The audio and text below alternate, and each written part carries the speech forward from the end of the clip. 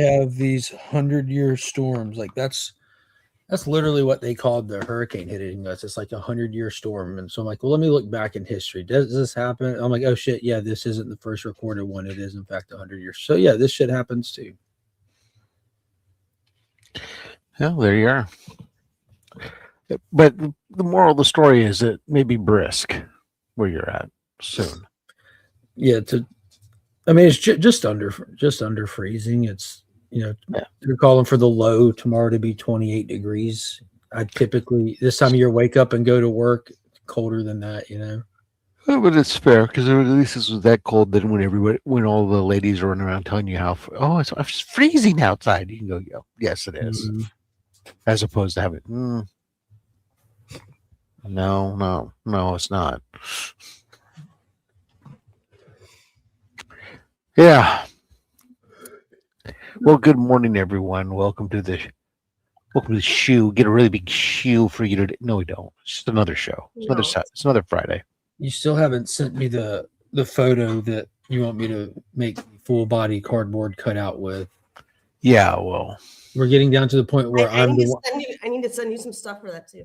You're getting down to the point where I am the one that gets to pick the photo, and I don't know if you want to go that route or not. But obviously, I'm going to just find a good screen grab with you going, oh, so I can bore out your hole and people can do with you what they want for these photos. Could they rent him out for like an hour or like a half hour or something? No. Take him around the con. No, they can get a photo. They can get their hands on him, do things to him. But it's our cutout. It's our cutout. Yeah, I'm not sure I want to encourage this. It's happening regardless. The way that you don't encourage it is by sending the photo that you'd rather you look like. Otherwise, you're encouraging me to. Mark, he's not going to choose it. He's just going to choose. No. I would like to have because what I want a full body shot of him, like with a C3 shirt on of some sort, something that looks like it belongs at the booth. Optimally, with his hands like together and down, so that the cutout is like flush. It's not like arm out. It's kind of thing. You know what I mean? Like where he's in. Yeah, I don't need him doing that per se. Just like just something modest. Something. I'd just be out in hug mode with the arms out wide. You should. You could fold them. You should have them fold arms akimbo. Otherwise, I'm just going to have to go get a photo I want, face swap Rob on it, bore the mouth out, put a C3 sticker on it, and call it a day, and see what happens. Obviously, there's going to be a lot of people taking photos with this thing. Those photos will go on social media. I assumed Rob wanted to choose how he's represented in this situation. I'm afraid of how I'm going to be represented in this situation, even with a picture that I provide. I mean, it's the best you can do, though. You know what I mean? I fear for the cutout. I feel it's going to be. I'm hoping it can make it all 3 days. I know. Let's crowd surf Rob. Yeah. Well, crowd surfing would be the least of my concerns. It's so much fun with your cutout. That cardboard cutouts can become Swiss cheese. Yeah, that's why I thought it might be smart to go ahead and bore the mouth out to get ahead of the curve. Smart. And it'll be Mark just standing outside the bathroom. What did I tell you? Soft and supple, right?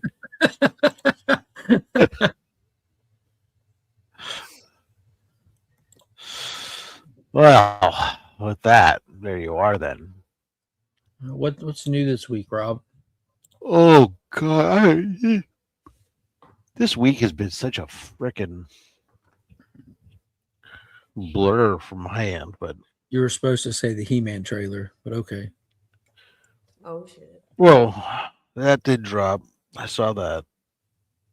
It looked wild. Looked zany. Looked fun. Skeletor looks amazing. Good morning, Marcus. Sure. I mean, I don't know. The trailer I saw, you didn't see a lot of that, but I mean, it didn't look as bad as it could. The trailer itself, I mean, okay, the idea again here is often our world, and okay, that's fine. Yeah, I like how they I know like a lot of stuff is kind of tropey to find a way Right. to include It all is of what it them. is as far as a movie goes. So you But it seems like excuse they me. just hit him out there for like the just to be able to create some kind of origin for him. Yeah, I mean, and it's fine. It's it's you got to do something. It's gonna, given the basis of what it is, it's you have to give it a certain amount of, accept a certain amount of silliness or whatever. It's not, it can't be, it's not going to be drama, a serious drama, no matter what you do. So Yeah, I don't think this is one to take too seriously. yeah, It could be handled like that 2000s cartoon series, the early 2000s. That one was kind of a little more edgy and taken more seriously. But dude, the Castle Grayskull looked like the actual toy. Getting Snake Mountain at the end of the trailer with the actual snake over the lava and everything, like holy shit. Details matter. Details matter. somebody That's where the trouble is. somebody doing this cares. Yeah, and that's good. I got that vibe from it. I think that's a good sign. This far out, just first trailer out. I think that's a really good sign when you look at it and be like, well, that looks 1000% accurate. To me, it felt like the Mario movie trailer with like a He-Man filter on it. Like we're heading to this other world, save the world from this evil. Fascinated by this sword, he doesn't know why, and then he finds himself. Well, I got the vibe that he knows he's from somewhere else and he just can't get back there, kind of thing.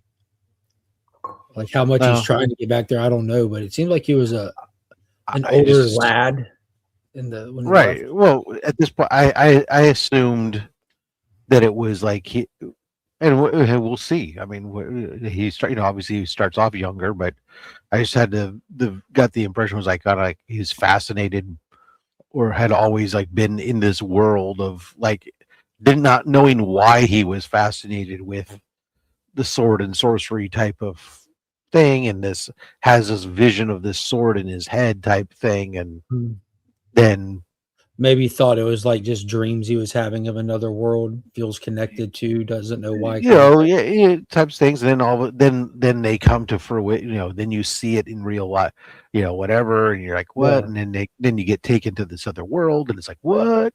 What? Next thing you know, I was you're like, showing what? up on a Friday morning. And I was like, what? You're like, dude, where's my battle cat? You got a tattoo? No, you got a tattoo. And sweet. Yeah, it made me excited.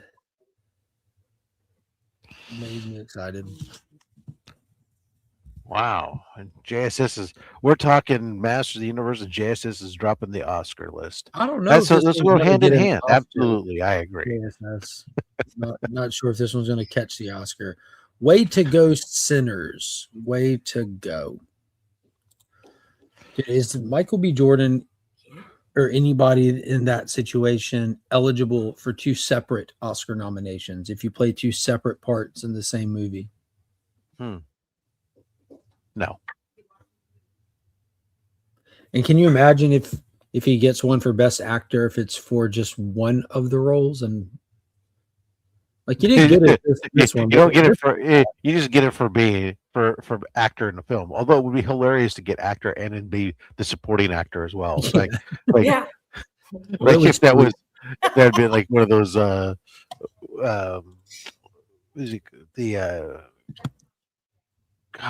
damn it, I'm drawing a blank on the guy's name. Eddie Murphy.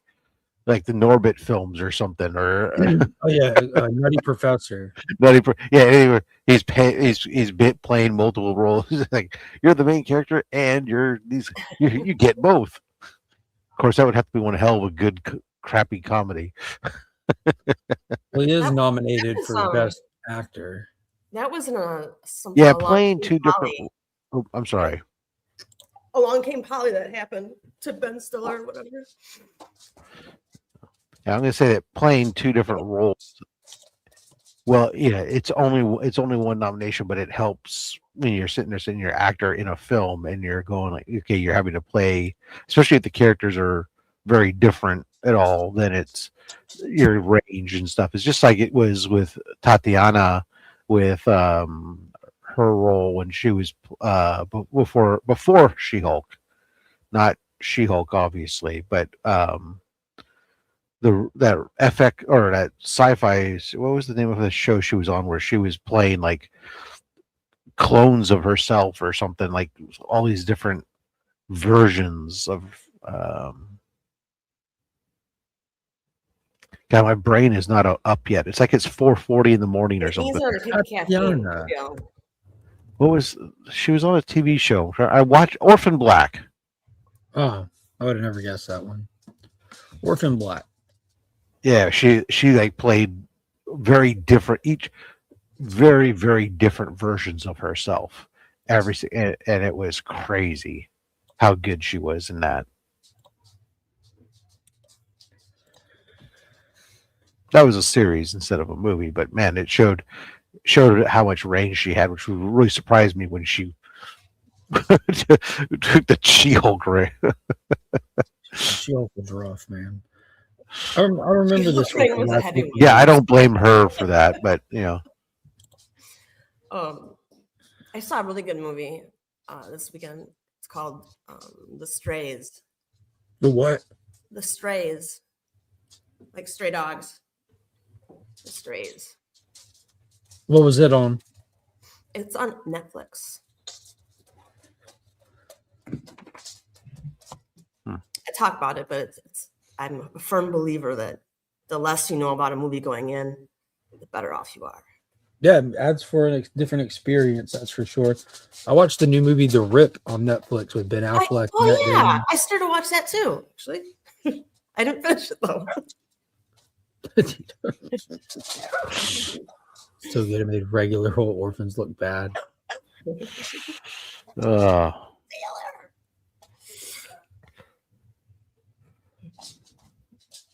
Rip was pretty solid. Was it? Yeah, it was nothing like life-changing or anything like that, but it was a good performance-led film. It was enjoyable through. It was kind of the opposite of One Battle After Another, which was meant to be a performance-led film that was terrible all the way through.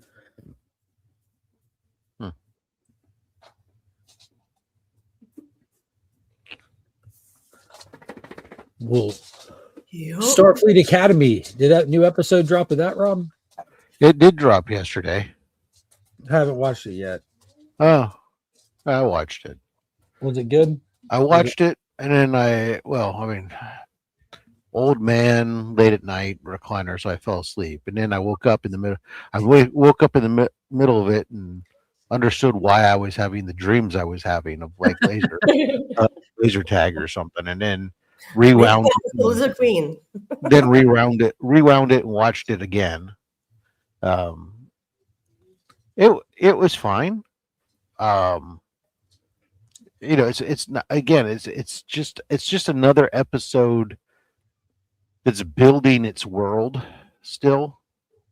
It is advancing this group of individuals as a cohesive, or at least our core group within the academy, right? That we're going to follow our crew, if you will, of kids. It brings them together, and it builds the world of the rivalry between Starfleet and this other academy, that the Academy of War. Yeah, the whatever. And then we get some more build up with the foreign kids. But I mean, it's nothing that like, and you get a lot more of Commandant Barefoot. Hey, and her Captain Twinkletoes, and her very hippie vibe. She can't apparently. I think she's not able to in this episode sit in a chair like this. Yeah, it's a circulation issue. She has to be balled up and sideways. She's balled up sideways, feet up on desks or tables, or laying across couches, or all over the place, and it's almost like at times some of the shots, like they're going out of their way. It's like, does this director have a foot fetish, and he's going out of his way to show you that she's barefoot and show you her feet as often as possible or something? Very well could. Anyways, but at the end of the day, it was fine. It wasn't all. I didn't think it was awful. I enjoyed it, but I didn't think it was great either. So it's another right. It's right in the. I'll continue to watch it. It's Right it's in the area of, it exists. it exists. It's not. It's not trash to me. And Star Trek, I always am interested. I've watched a lot of. I've watched almost all of Star Trek. So I will, even though I don't associate myself with that fandom necessarily, compared to the Star Wars fandom, I've always enjoyed Star Trek at some level, no matter what it is. So that's fine. You have little Star Wars dolls, Rob? I had Star Wars figures, yes. Do you play with them a lot? I had Star Wars action figures as a kid, yes. It's the only toy that I had pretty much other than Legos. Well, Legos was fun. It was back in the day when they didn't come with instructions. Right, well, yeah. Star Wars, Legos, Hot Wheels, and blocks. Wood blocks. And then Lincoln Logs. Lincoln Logs, yeah. Yep. Madam, did you watch A Night in the Seven Kingdoms? I wish I could so badly. But I can't get it. But I really want to, but I can't. Did you watch it? What? Did you Yes, I watch it? watched it. I watched them like, oh yeah, let me make sure that Steph knows this came out. Yeah, I know. Thank you for that. Because then I was able to figure out that I in fact don't have HBO. And then you didn't even watch it. Personally, I'm gonna have to get it. It wasn't good. It wasn't? It wasn't bad. It exists for first episode. Literally nothing happens, and they're like half size episodes. Okay. So it's just a dude pooping out of a tree. Not even saying that jokingly. That's how the show starts. Jesus A Christ. dude pooping out of a tree, then wandering to a tournament Is to he try to make some money in it. He's not trying to pooping be famous, well but he's up trying to in the establish tree it. so it falls down, or No, he's That was like, the it opening looks like shot. it looks like something out of Just Looney plummet. Tunes. I'm not even saying this jokingly, but it looks like something out of Looney Tunes or the he Kurt found Douglas a movie, big The Villain a back big in the hole in day. a tree and he's got his bare ass in the hole. Nope, you see the tree and his head sticking out one side and his ass sticking out the other side and just shooting poop. I mean, legit, like literally shooting poop because they thought it was thought it'd be Projectile. funny, I guess. Got it. Squirting diarrhea scene. First What, one, yeah. what was this in? The new Game of Thrones show. It's a little mini series, 6 episode, half-hour episodes. They have to shock you somehow in the beginning, so I guess that was. Yeah, I guess like how do we top opening up Game of Thrones with an incest scene? They're like, I know, Yeah. I got an idea. pushing little ran out the window. Well, I suppose it could have been worse. They could have fashioned their own human centipede version of that, but Yeah. That's how you make everything work. Just add a human centipede to it. exactly. Man, Just, standing in line sure does suck. It could be worse. We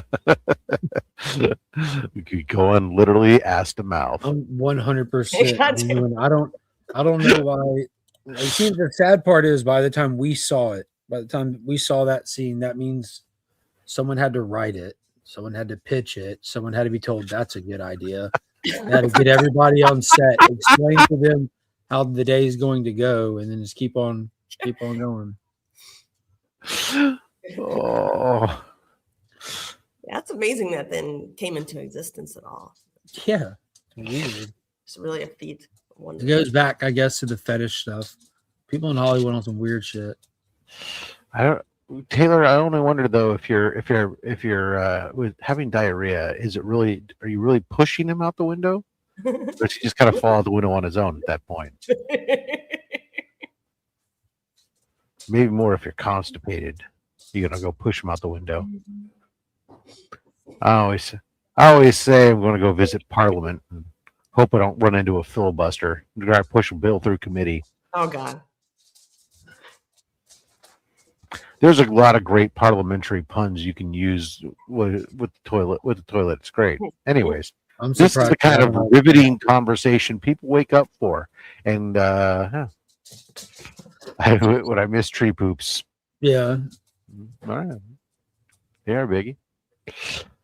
I thought it would have been see cartoon it. Well, no, I won't get into that. But all right, well, that's interesting. So, new show. They start you off with It's just a little fast and loose, three you're saying. second little moment, but it's in the Yeah. opening scene. Like a it little starts fast off and with, loose. Got it. it's basically about like he's not little, like he's like really tall, like a large guy, but was I guess like a poor homeless kid that kind of just followed around this old drunk, maybe once was a burned out knight kind of guy.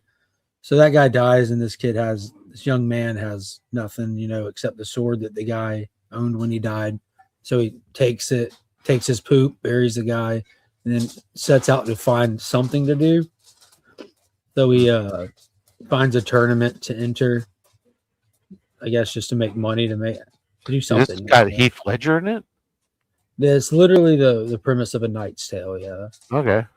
But some little runaway kid kind of clicks up with him as his, like, I'll help you out. I'll clean your sword kind of thing. I'll swing your sword to myself. Wow. And some little bald-headed kid, and apparently the bald-headed kid is I think it's supposed to be a Targaryen, and shaves his head so that people don't know he's a Targaryen. And the person putting on the tournament is Robert Baratheon's relative, because this takes place a little bit before Game of Thrones. Mhm. So it's like Got it. It's cool having some lore in there, seeing what's going to happen. I don't know. It'd be cool to see like a duel or a fight. Note: actor's a former rugby player. Interesting notes from the folks. 6'11". Yeah, he could be that tall. He's a big dude.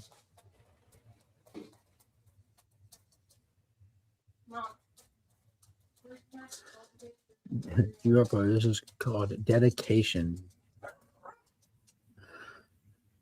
Some people are morning people. I'm about to be having to take the kids to school. Gotta do a meeting at the school this morning, first thing. Spinoffs. Yeah, I think they've announced a handful of them, to be honest with you. Like how there's like a handful of Yellowstone spinoffs in the works. I think they're doing the same thing with Game of Thrones. Instead of making a bunch of full-fledged House of the Dragon scale shows. If you can do a series of limited series in this day and age, on these streaming platform stuff is just as good as instead trying to come up with a long series.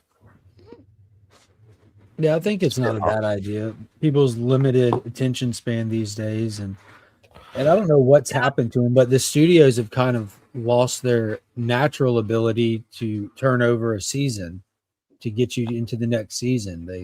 I don't think they're out of the cycle so much. I wonder how. Yes, I sat down to watch. I don't know, it was last night when I sat down at the end of the night to put something on, and either I'm going to be awake and watch this, or I'll fall asleep and I won't cry. I put on. I found, oh, hey, look at that. Here's this on the Roku TV or whatever, was the 2007 Flash Gordon series that somebody did. The live action one? Yeah. And isn't that on Sci-Fi Channel? Probably. And I looked at it for a second. I was like, oh, I wonder how many episodes this is. I looked at it, oh, this was before the before the Purge. This is from back when they actually did 24, 26 episode arcs. I'm like, oh, okay, this is a full season. But I got about 15, 20 minutes into the pilot before I was out. And I tell you from what I saw that I don't know how anxious I'm going to be running to go back to pick it back up. Yeah. Didn't Like his necessarily- costume is just like a bomber jacket. I just didn't excite me. But hey, that's fine. I got lots of. I'd much rather go rewatch the old Buster Crabbe serials or something. Or actually, I found a whole. I've been chasing a whole pocket full of various 22 episodes.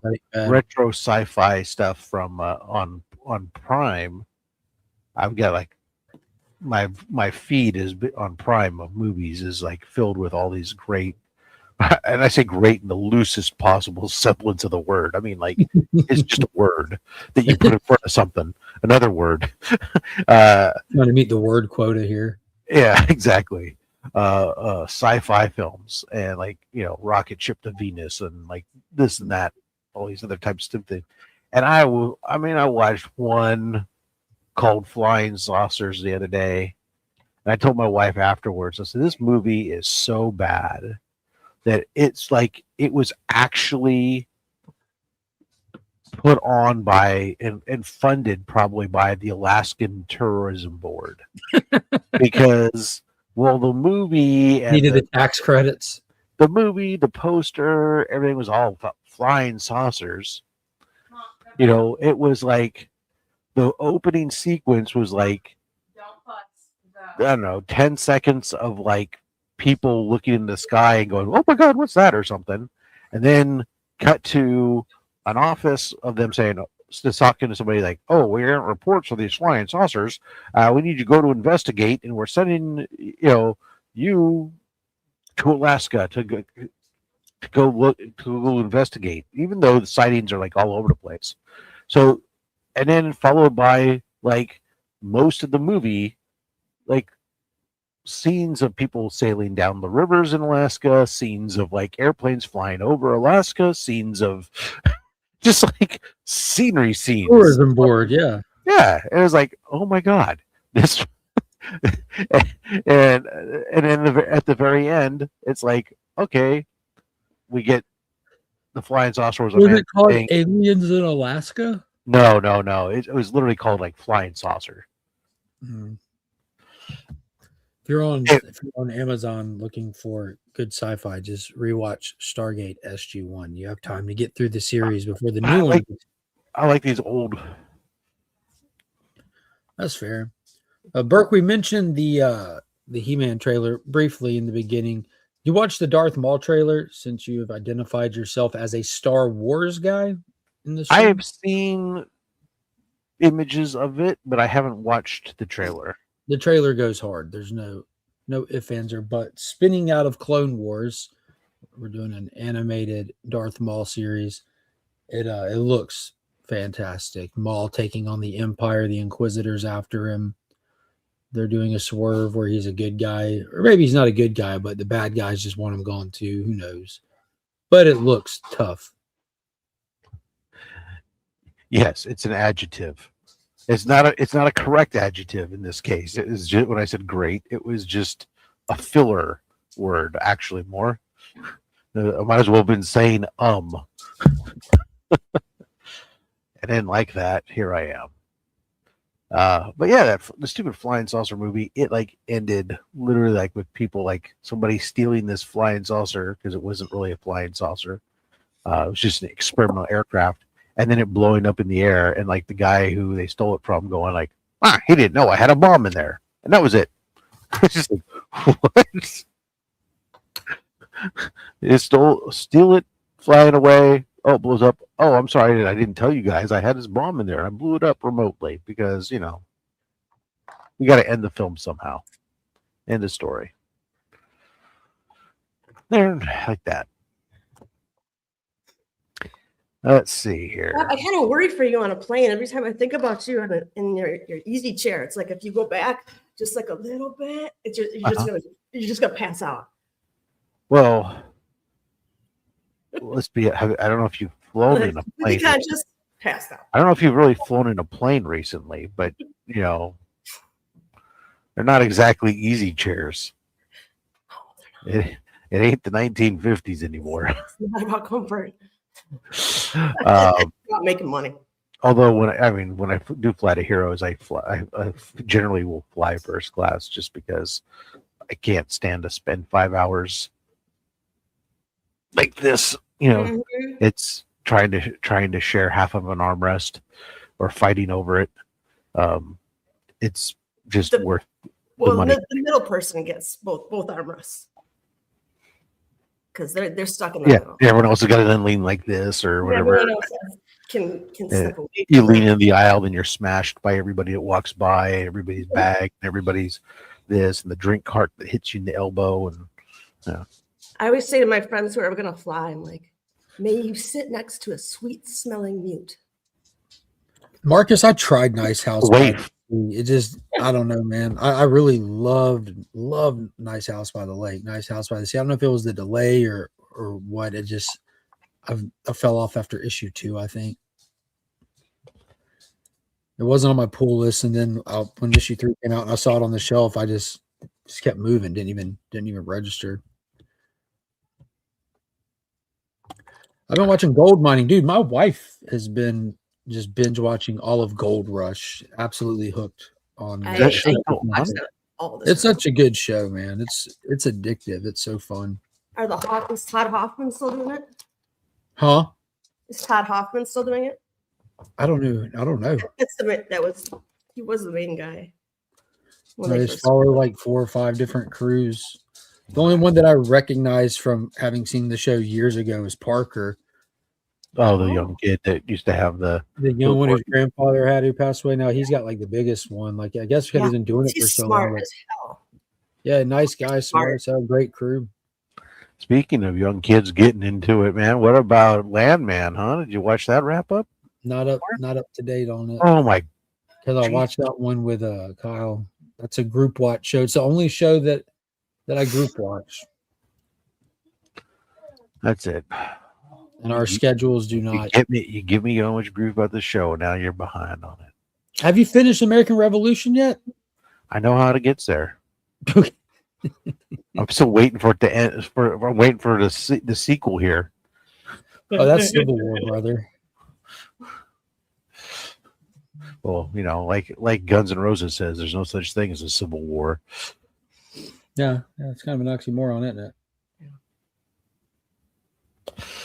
Yeah, but oh, We burned through these topics way too fast. Oh, I had a topic I want to bring up. When did you add the jacket to your outfit?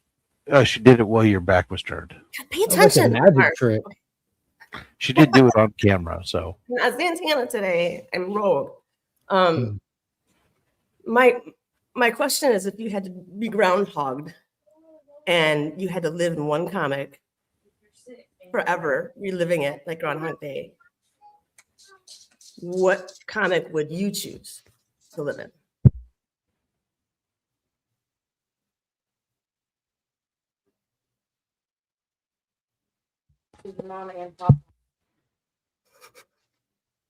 One book, like Like an ongoing what book? book or a series? Like No, a one book. one comic, One singular one issue. singular book issue. One Well, I'm issue. saying, you think you subscribe to one, like subscribe to a magazine, like once a month you get a new issue, or just one that you've read No, that you you're like just you're Desert kind of in Island. the book. Phantom Zone, stuck in this comic. Oh, a yeah. Desert Island story. Like So, you can like, only Rob, take one with Would you want to do like I'm taking when Kingdom Mary Come. Jane It's not even and difficult. Spidey get married or something? It's not even a difficult question. I'm taking Kingdom Come. Kingdom Come. 4 oversized issues, all Alex Ross interiors, co-written by Mark Waid. It's the greatest comic story ever told. Does it have lots of different worlds? Worlds? No, Yeah, it's I on mean, Earth. if I'm stuck in a comic and there's multiple worlds to explore, There's more characters in prefer this that. one book than you would typically get on a multi-world book. It's next level. Mhm. You go to space, you go under the waters, you stay on the land, you build a supermax prison. You have the most epic size comic battle to ever exist. You get to see what happens when the heroes of old clash with the young bucks of today. You get to figure out why traditional values are universal and a necessity. You get to see the iconic nature of Superman and how that nature carries an entire generation into glory. I mean, that's the whole story. She said you only get one book. You have to pick You only one get of those. one book. I know everyone wants to like take a whole era or something and a whole series. You can't. It's just one book. One. I'm going Yeah. to take this one book that I just described. I'll take this copy. I'll take this one book. This is the whole thing. One book. Is it truck? It's One book. it's a collected edition. She said one comic, not four. No, she said book, and I'm taking this book. I'm taking this one comic. This one comic. This is how they packaged it this time around. So I'm taking. I think Mark's Taking cheating a this little Hey, I will admit that I was thinking collected editions as well. But does it really bit. even matter? Which world do you find the most interesting? DC. I don't know.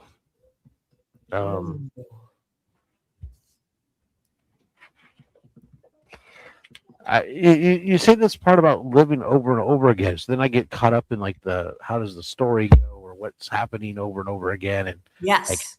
and that's the part, right? Like where I need to find if I have to be someplace where it's happening, everything's happening over again. I'm not necessarily even the main character. I'm just a character in it. Yep. Yeah, you don't get special powers or anything, but you get to be a witness and you get to walk around. Right. So I want something uneventful and everything else. So maybe I'm in Ultimate Spider-Man issue #1, where almost nothing happens to anybody. There's no major blow-ups. There's no building collapses. There's nobody getting injured. It's just a peaceful world for everybody else in the comic book. So yeah, I want a nice peaceful life. That sounds good to me. I think it'd be cool to see Wonder Woman, the birth of her back. She's in with all the I don't want to watch that over and over again. Amazonians or whatever. I don't maybe want to watch that over and over again. This is my She's browser history. part of an What? important part of Kingdom Come. What, Freaky Louie? Jay. The freaky one? What? Get out of town. Breaking news. What's breaking news circumstances? I can't think of anything, says Biggie. It sounds like hell. I think that's in reference to me thinking DC is the most interesting. She said, which one do y'all think? Can we just all agree that JR sucks a bit on sucks like there's like no tomorrow? I mean, A great cover. No, it's not. No, it's awful. The anatomy in the bottom half of Spider-Man. Right. I mean, JR is just mailing it in. Come on, folks. It's not good. Of course, a lot of these things are just kind of getting. Some of this art is just getting pathetic. I did pick up though one of those little small books. I got to pick up the Gotham City Sirens one. Nice.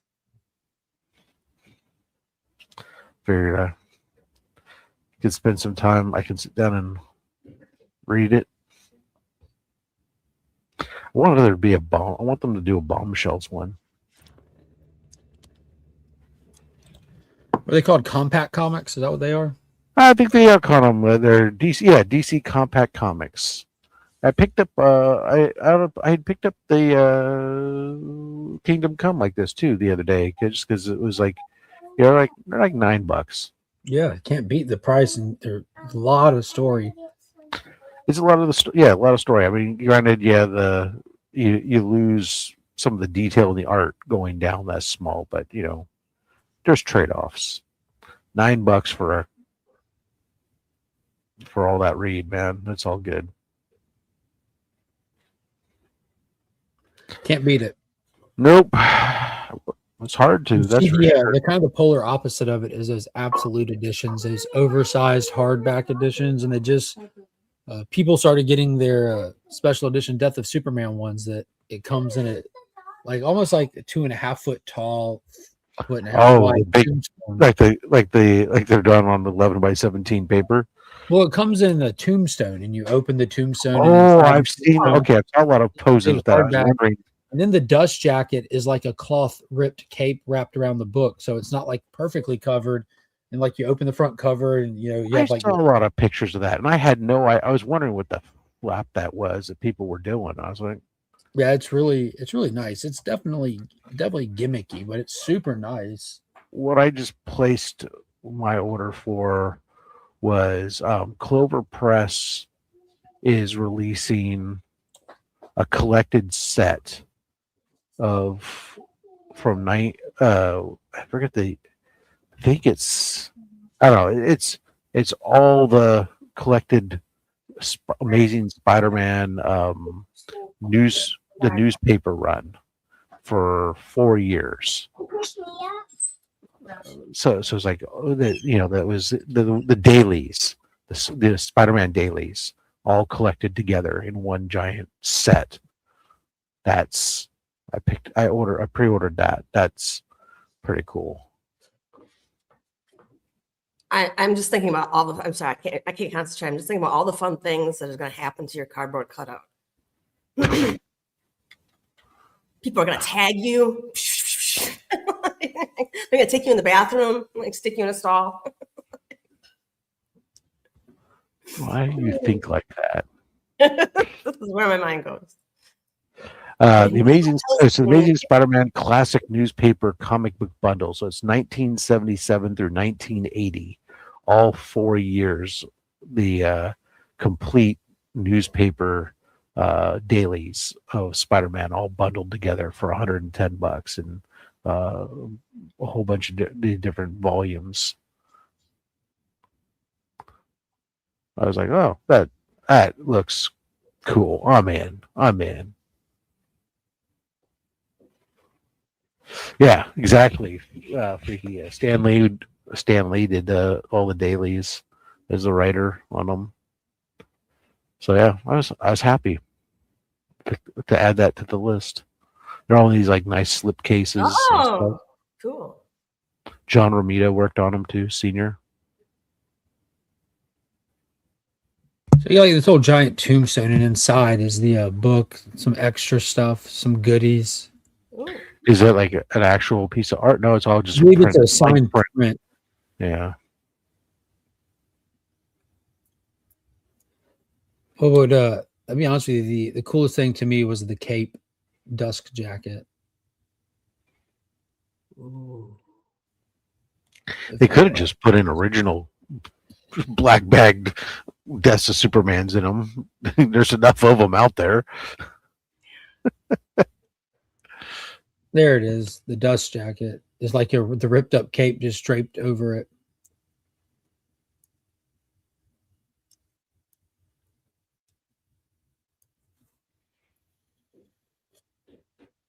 Yeah, it's really nice. Really, really nice.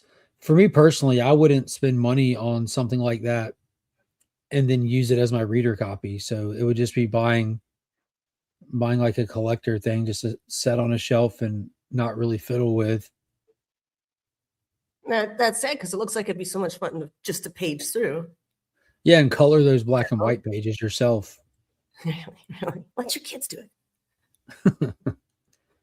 DC put out these cheap trade paperbacks years ago called showcase editions, where it was just collected editions of old stories and stuff. And it was made to be more affordable because they didn't color it. It was just black and white on the inside. Be pretty much just as cheap as a coloring book, just with 1 million pages in it. Yeah. And that's still a fold out page in the middle there. Cool. Yeah, it's really well done. This is the screen. He said it's the highest ranked series on the book club. Yeah, Death of Superman is good.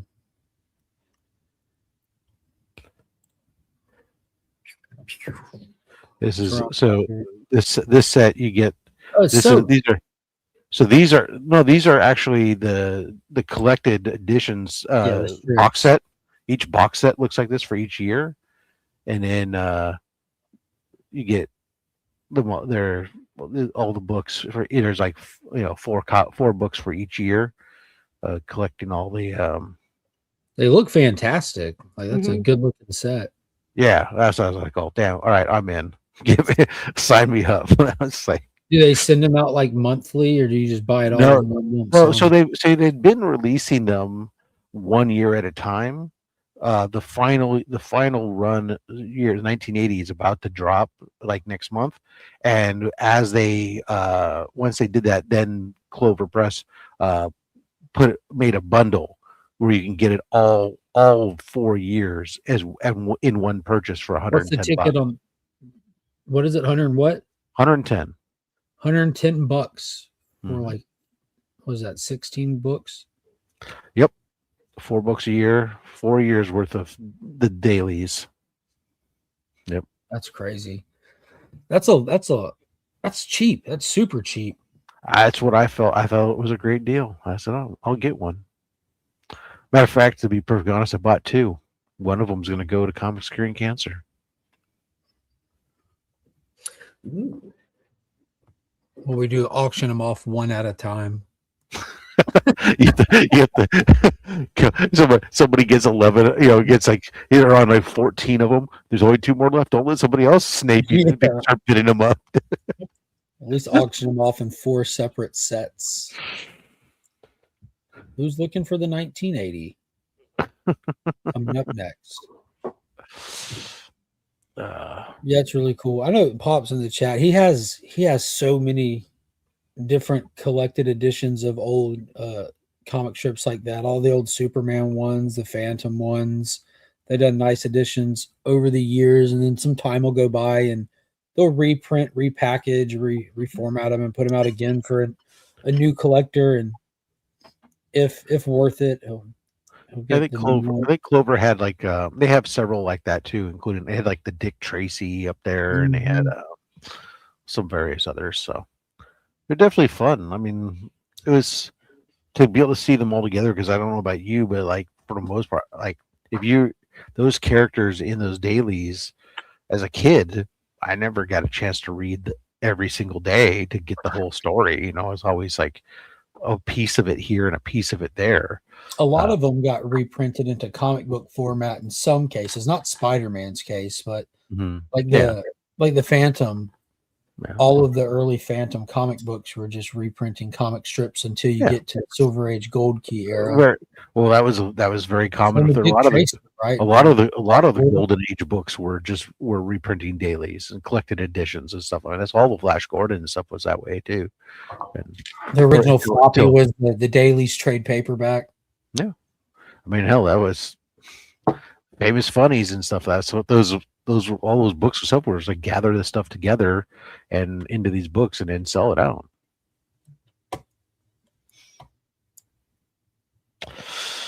Indubitably. Good morning there, Old School Comics. Rob, what did you say your one book would be that Madam? I said like Ultimate Spider-Man 1, where like nothing happens inside of it for disastrous to the world around everybody. Everybody can just live their lives. Which one? The current run. It's about to end. Yeah, it's just a boring world. I think I want to see the first Wonder Woman. That'd be cool. I wonder what Marvel has planned next. Like their next big gimmick. Like DC's big gimmick is the absolute thing, and it's kind of working, so it's going to be here for a little while for sure. But Marvel's doing the whole ultimate end or whatever. I wonder what have they announced like their next thing? I don't pay attention to the solicits. Yep. News.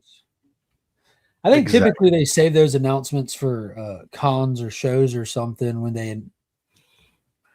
Yeah, sometimes depending on when it's going on and stuff. I mean, I know I've heard various speculation that at least like, that, and I like to believe it, that Ultimate Spider-Man will be back, but it'll be with the son taking over the mantle. But who knows? Well, somebody knows, but we'll see. How's that? they're probably like, all right, I have a great idea. It's completely original. We're going to bring Ultimate Spider-Man back, but he's going to be massive. He's going to be this giant, swole, hulking figure. I need you to take his spider symbol and stretch it out really wide on his chest. And he can turn it into an axe, right? And instead of shooting web, he's going to shoot axes. And instead of a spider buggy, it's going to be a spider dump trucky. Maybe he's got hooks that he can. Like, we're doing that. We're going to do that. And all his villains can be weird, contorted, extreme versions. How mad do you think the creative team behind the Ultimate Universe has to be right now? They're like, let's do the Ultimate Universe X, Y, and Z, and like, this is such a good idea. We'll tie it into this, and we'll do this, and they like put all this thought and effort into it just for Absolute Batman to come right behind it and just crush it, tank it. And Absolute Batman's just kind of like, it isn't that, it's just let's have fun and be extreme kind of thing. I'm not bashing it, but it's comparatively just playing to the lowest common denominator, be violent, be excessive. Yeah. It is kind of funny then to see everybody get all hype about it when everybody was saying for so long, well, what makes DC better is the fact that they have this great writing, and then you sit there and you go like, oh, but it's not really about the writing here in this case, is it? It's definitely put together. It's not written poorly, that's for sure. It's just though what they're writing toward are the gimmick moments. Let's make Bane a kaiju kind of thing. Like, you can't argue that it's not delivered well. It's just the concepts of it are really fun and funny how extreme they are. Give me Killer Croc, but make his mouth 10 feet long. Yeah, let's remove any semblance that this could be real, and just say this is a comic. It's a fucking comic book, buddy. Superman, Absolute Wonder Woman. They're written better and more executed than anything over at Marvel right now. Batman's the one that's talked about the most, but it's definitely the most extreme. Like, the rest of them aren't like that. It's just they all have their own kind of tone to them. But I like that they're all kind of like that different in tone and style, because if you're not down to try to keep up and read all of them, you can find the one that's your genre. Yeah, that's it. I can't. I started off reading the Trinity of Absolute. Superman lasted the one issue. Wonder Woman made it like 5 issues, and I've really enjoyed Superman, and the last couple issues were extra good. Like, extra good. Had those like pulling your heartstring moments. Wonder Woman's just like, it's proper high fantasy, dude. It's good. I was sitting there going through my pull list the other day, and I was seriously trying to think about how slim can I cut it, just because I'm like, I was out in my garage looking at like I was having to rearrange boxes and stuff, and god damn, there's just so many of these like modern books here, and at the end of the day, 40 years from now, I'll be gone, and they're going to still be dollar books for 99% of it. Essentially, like, what my family's going to be like, well, why did he hold on to all this shit? And I'm just like, maybe I could, if I really kind of refocused more on some of the older books and stuff, but instead of being so shotgun scattered all over the place. But then I'm like going through my list, I'm like, what can I dump? And like, well, okay, I could shave this here or there, but then there's like, but I'm in the middle of this story arc. I don't want to cut this book now. I got to wait at least until the story arc is over. And next thing I know, I think I only cut one book from my list, and I was like, God damn it. How many like long boxes do you have, Rob? I do predominantly short boxes because it's easier to handle. This is true. And I don't know. Does it take up a whole room in your house? Well, they're all in my garage. Yes. And there's racks and racks and racks of them. So you could basically open up your garage as a comic sale one day and just be like, come on in. Set up a camera and run a live sale on your channel. Ugh. Or have a Yeah. one day garage con at your house. Then I'd have to ship all Yeah, that your shit. garage cons. Or I'd have to price all that shit. You know, that's the thing. It's like, You don't have to do all that if you do but then I'd have to get rid of the stuff that I have. I'm just trying to limit what's coming in. I don't necessarily know I want to get rid of what I have. There's a whenever I secret take a short you get box rid of out, stuff. Well, I take that back. There You are get boxes. stuff There are stuff there. I should say there is stuff out there that I look at it and go, man, I could get rid of all this crap. But the problem is the stuff I look at and I think that is then it's like, yeah, but who wants it? You know, it's like, who wants, you know, they only find us when they're dead, or we only find them when they're dead, or whatever it was. I sold the entire set a couple months ago on IG, just on a passive page where stuff sits and people come across it and claim it. Yeah, that we only find them when they're dead is really good. It's a complete series. It's but I don't think I have the complete series. So then it's like, okay, so it's like most of it, but there's like just a lot of like just oddball stuff that's like, you know, like, okay. That was a great read. Al Ewing, Simone DeMeo. That was a really great read. Yeah, I don't know. It's whenever I go to file, because like I got a little box up here, like when I read stuff, it goes in the box in order. And the box is full, I take it out to the comic room and file it. So by the time I'm done filing them, the box is empty. So while I'm out there, I fill the box up with old stuff that doesn't have to stay in the forever collection and just send it on to a new home.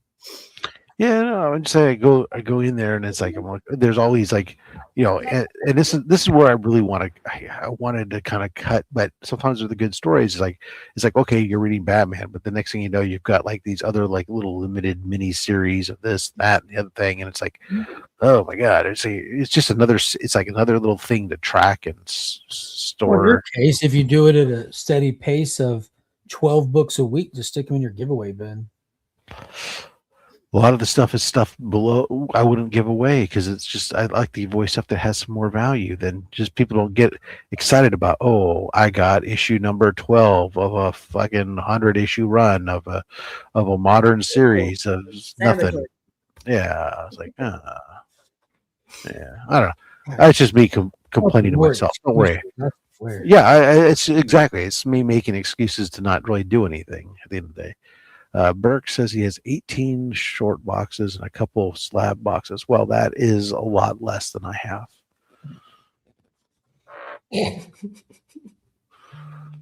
I can tell you that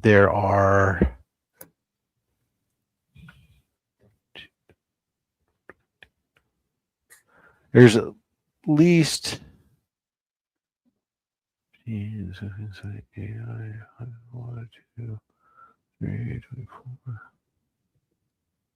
I think there's like 26 short boxes and 4 long boxes on just one. Yeah, I'm running up to the school for this meeting. I'll be back in like 20 minutes, 30 minutes. All right. On just my main rack, or what used to start off as my original rack.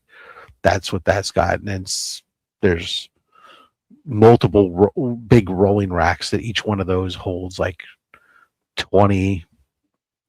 It's 25 boxes per rolling rack, and I got a couple of those, and then there's some other built-in stuff, and then there's 26, 27 plus 8. I feel like I'm in like a Hoarders Anonymous meeting or something. 35. Like everyone's coughing up how many boxes There's 39 boxes of slabs.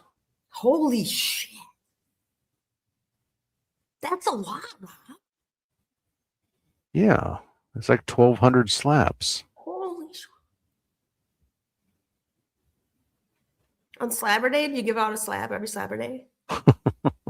No. So, I mean, that's like, it takes up a lot of space. Yeah. The slabs is the one that kills you. And that's why sometimes on the show I sit there and I say, it's like when I do the only my slabs, and I say do the intro and I talk about like, oh yeah, and there's like 12 issues, 12 books from my 1,200 book collection, and I'll say, look, I'm not bragging, it's a problem. It's It's a problem I'm aware of. I'm closely monitoring it. Yeah, that's the thing. There's always like the piled up books and stuff too. Yeah, yeah. Then I've got there's another whole short box I don't even think about that's filled with books to be donated, um, that I have set aside for donations, that are like a lot of them are facsimiles, because I would oftentimes I'll pick up the facsimiles, I'll pick up a copy for my collection, and then I'll pick up a copy that I end up donate to the troops or whatever, and then some of the then I have a box of some other stuff that's kind of come in that I got to try to take. I got to see if I can, that the children's shelter or whatever will still take them or not. They were kind of waffling the last time. If they don't really want them. Yeah, they're around 60 short boxes, maybe 5 or so slabs. Yeah, that's definitely half of them are Ghost Rider 2099 slabs. Well, it seems like it. That's for sure, because I keep getting more. Matter of fact, what was funny is like I was reaching out to somebody who had one, and I was trying to negotiate them on a price on one, and he goes like, "Oh no, this is the price." I said, "I guarantee that's not the price. That's I know what the price is that they're going for, because but it's like, how do you you don't want to tell somebody like, I've bought 5 of them I am all 5 sales in the last 6 months of this book."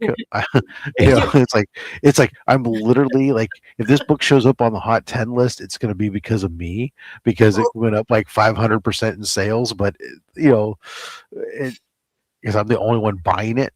But but it's like, but I'm buying them all at the same price. It's like, I know what the prices I'm paying for them, and this guy's like, oh, one's like 20% over that. I'm like, nah, well, I guess you can hold on to one copy. I won't own them all. At least for now. A sledge. Okay, yeah, given a school library. So I have to take a look and see. I don't know. They may have a condition. Thing. That's a problem. Is I have a so literally I have a bunch of books that somehow come to me either via AOKs or there's some stuff that got sent in for Comics Curing Cancer that we can't do anything with, and they're set aside right now, and it's like, I want to donate them to somebody, but some of them are pretty beat up, and some of them, like, some of these places have decisions on that stuff. So I need to do some more digging again. But that's a good idea. Lots of different varieties. I want to make sure that they get out to somebody, do some good. But unfortunately, we can't. Every year we get, well, there's every year. I mean, people don't donate generously, and we get a lot of great stuff, and we are able to turn around and take probably 99% of it and utilize it for what we're doing. But there's always a small percentage that's just there. Either it's a lot of filler stuff that we can't utilize, or and those ones are easier to donate to the causes and stuff. But then there's some that are just like, they're filler and they're beat up, and you're just like, I can't. How do you auction it for 10 cents if somebody will even buy it? Because if you had a 10-cent bin, if I and maybe that'd be the things, like if I had them at a con where I could put them out on a table for something, then and you can put them at basically a dime or something, and great. But yeah, is that your dream? What's going to happen? You're going to just take all your stuff to a con and sell? It sounds like an idea. but because I see people do it, but then I got to have a bunch of cash on hand, Yeah, I got and to you just lug, want and everyone to be and I nice. got to and I got to lug boxes and like, yeah. I find excuses. It's like You it can bring all your lazy requires chair. You can just sit there in it your lazy chair. requires it requires effort. Yeah, yes, yard sale time. These things are they sound like initially those are ideas that come to my mind, but then I think about like, oh, I got to put all these out, and I gotta uh, I have to either price them or accept the fact that there's this, and then or even worse. This is the worst part for me. They're going to pick certain books from within this run, and now this run's going to be fragmented. It's not going to be a complete run anymore. Fragmented runs drive you crazy? It would. Okay. Yeah. See, I don't care about that. The problem with donating comics to kids, hospitals, troops, etc. is that most modern comics are not one and done. So they're getting, yeah, exactly. They're getting a piece of the story. That's exactly it. What about Rob? What about like second chance houses and like homeless shelters and stuff like that? Yeah. I mean, I've done it in the past. I've done it in the past. I mean, that's where and that's exactly what Jeff's talking about here. This is exactly why like the stuff that I've donated to the troops for most part, I'll pick up these facsimiles. They're then classic issues at least. So even if it is okay, it's middle of a run, but hey, now I've got a copy of I can read Hulk 181, or I can read this, or I can read that, and it's a classic thing. It's a little bit different. So yeah. A run collector, yeah. Grab the interest. That's true. There are a lot worse problems to have. I am in no stretch of the imagination am I thinking that, oh my God, the world is coming to an end because of this, type of thing. Yeah, and that's what I think, Sledge. I'm kind of getting to that. The problem is like, in the ideal world, I would love to get it where all I was picking up anymore was just ASM and Batman. And not because ASM is good, but just because I'm like really love those titles and like the historically, and like could see continuing to collect those because I have those are my two massive runs that I have, continue to keep up with them. But then I said, but right now when I looked at my list, I'm like, oh, but I also like this story, and I'm like the Flash Gordon and from Mad Cave. I'm like, I want to finish this arc at least before I cut it off, and this and that. Yeah, it's like Nightwing is hard to. It's like, oh, but you start something, Rob. Do you have to finish it? No, not always, but when I was in Iraq, I got a care package with Wizard magazine, read it cover to cover. That's the nice. We got a new comic book magazine coming out in the vein of Wizard, actually coming out next month. I think it's called like just something called Comics Magazine or something. But too many great indie books not to buy modern. No. But I always talk about like wanting to maybe switch to collected editions, but then that takes up even more space. But what about the modern comics that now people are buying and they're stopping buying because they think they're not going to be worth anything? But when those people get to be older and those comics are still around, they're going to increase in value because they're favorites. They're all right, look, and now they're 40. The problem is the collector base isn't. There's not a huge younger set coming in and filling the void, right? The collector base is like, the Gen X millennials right now.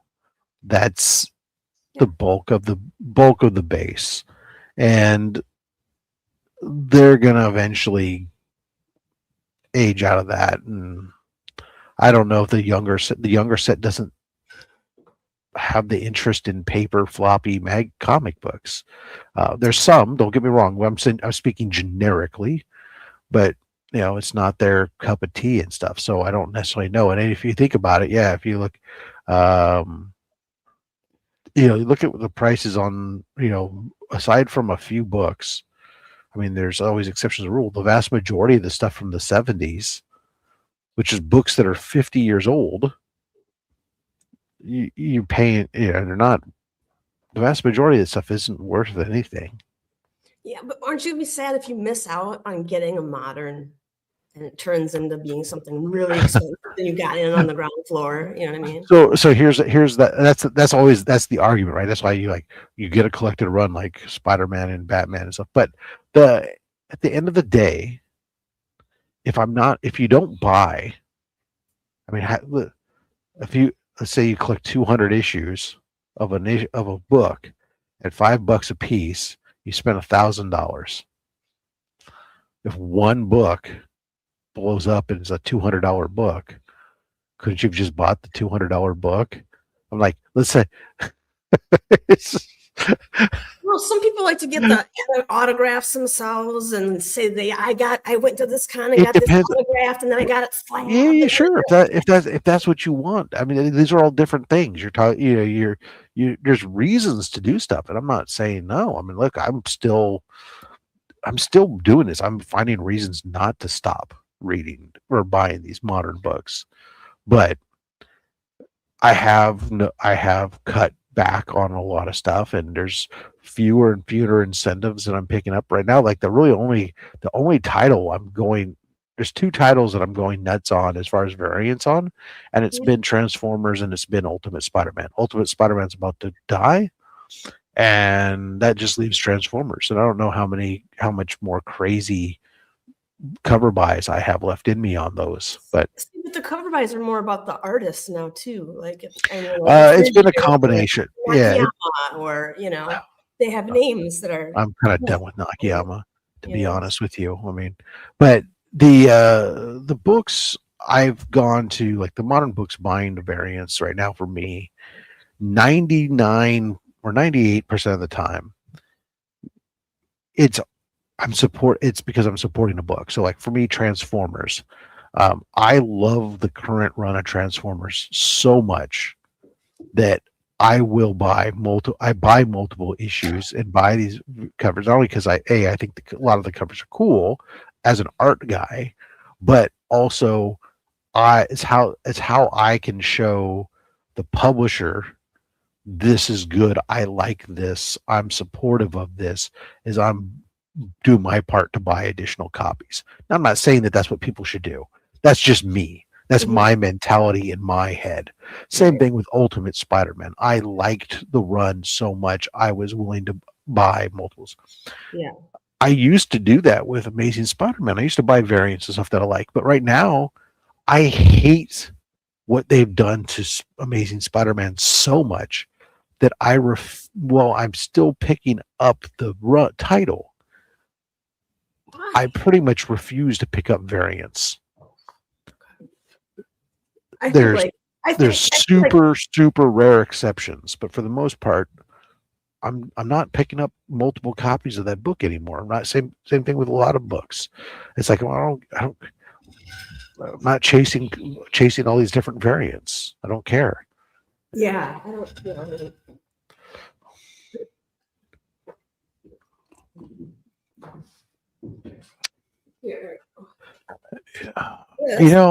I know that there'll be some gimmicks, Biggie, but I don't unless they're going to put Peter and MJ back together again. I just don't think that book is. I mean, and I don't think that that's the one thing that'll save the book, but it's definitely one of the best things they could do to the book is to make that. But I mean, the ASM has been a meandering pile of refuse for hundreds and hundreds of issues. A few bright spots here and there, but they'll do a gimmick for 1K for sure. But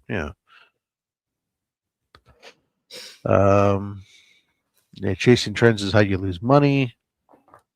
Absolute Batman seems to bring in the younger readers. Okay, I haven't looked at the demographic. I don't have any information on demographics, but I wouldn't be surprised by that. It definitely I don't think it appeals necessarily as much to the older demographic. I can see where that is. My kids are into old Archie title books, X-Men from lower 70s into 90s. Okay, Vampire Lady Death. Yeah, that's. Yeah, I mean, there's always every but within everything. There's exceptions to everything. I mean, when we speak in generalities, it won't apply, and that's cool. I love that kids are into that. I wish my kids had stuck with comic. Well, my youngest is into manga, and that's where I think there's definitely a lot more interest in manga among some of the younger set. Um, my oldest doesn't even care. If it's not on YouTube, he doesn't care. Well, good day, sir. There, Mr. Tony. Archie books are timeless. Mm-hmm. What you don't know can't hurt you. I stopped reading for years at a time, and I'm clueless about some of the titles, some of the eras. I don't care. Yeah, that's fair. I mean, and what's funny is like even the stuff that I've read in the past, there's times where like I forget what I've,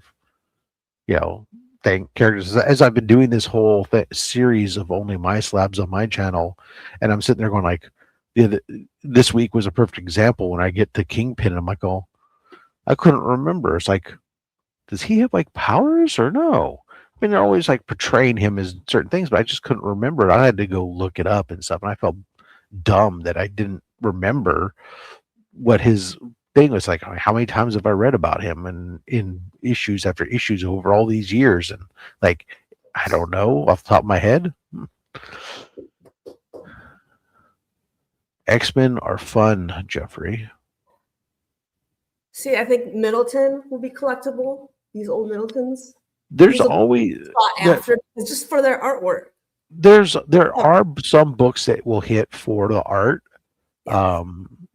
And they do. I mean, J. Scott Campbell's made a career on it.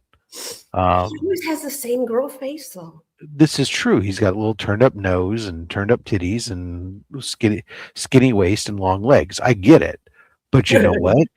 It works. I'm guilty of buying it myself. I buy it, but it's crazy. Like he can. Like in this modern age where we talk about the size of the print runs, and you talk about like even a 500 print run is not, it's like they're not hard to come by oftentimes. Mm-hmm. But he can put out a print run that's 2,000, 1,200, 1,500, whatever, and it can, and the cover all of a sudden speaks to everybody.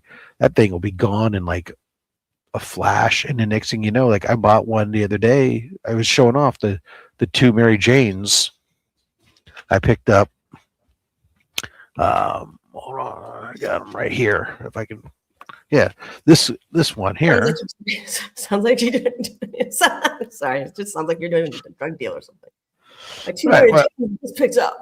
Yeah, that's a beautiful cover. Right. So this thing sold. This is like 1,000 copies, which is not a small print run by today's standard.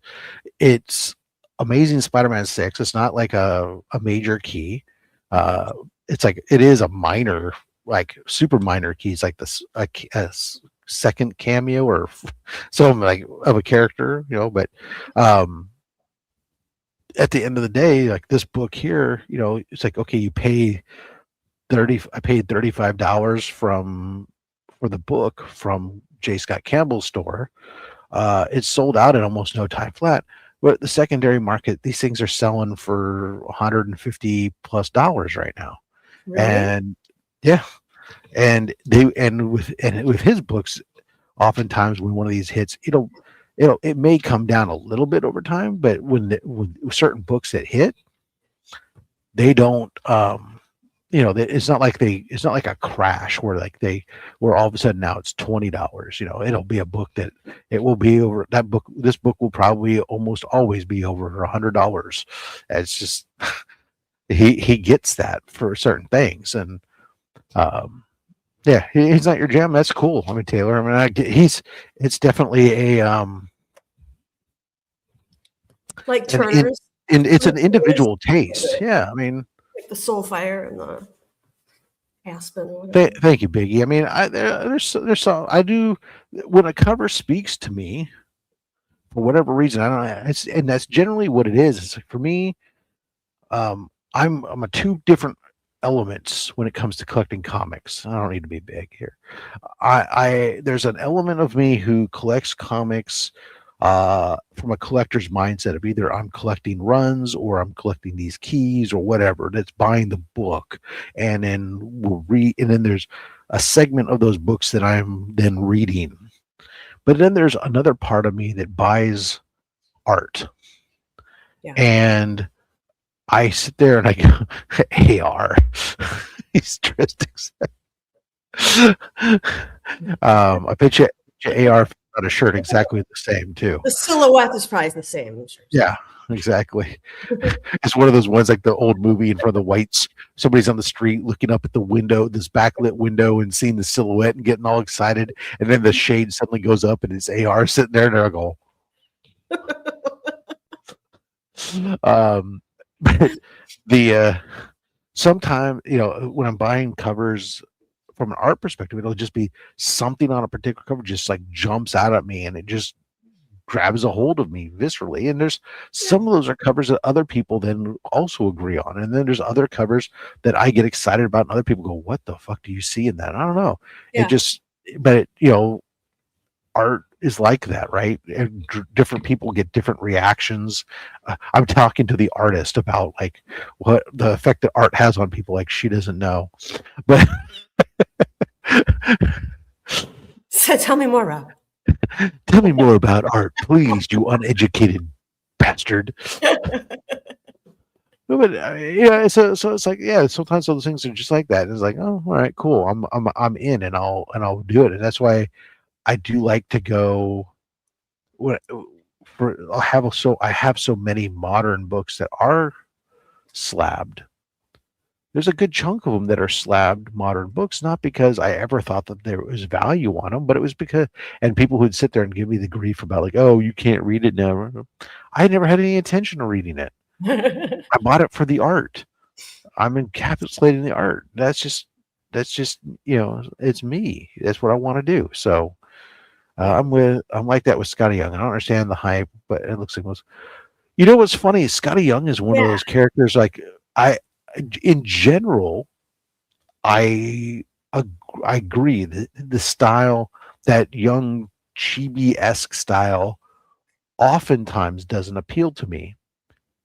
But there are certain covers that he does that in that style that then I see and I just go, oh my God, that's just great.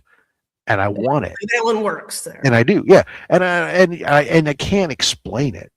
And I don't think it needs to be explained. It's just, you know, sometimes something catches you and you just go, huh, I like that. I think humans are very much consumers of beauty, right? So that's what we look for and we want to possess, right? So you look at all the comic books, the first thing you look at is the cover. Oh yeah, covers have sold comics for years. Yeah, from the get-go. For some reason, there's not a lot of ugly girls on the cover right now. Well, again, it's about selling the comic, right? And that covers have always been about that from the days you're putting it on the news rack and trying to get somebody's attention. Look at me, right? Yeah, and, like poop in the tree thing. Yeah, and we've had phases from, you know, where they applied to what was in the book and to, I think we're very much we've been in a phase for a long time where quite frequently the cover has nothing to do with what's going on in the book. I mean, spoiler alert, Mary Jane's not in that issue. Wow. So funny. I'll take Friends all day too, Sledge.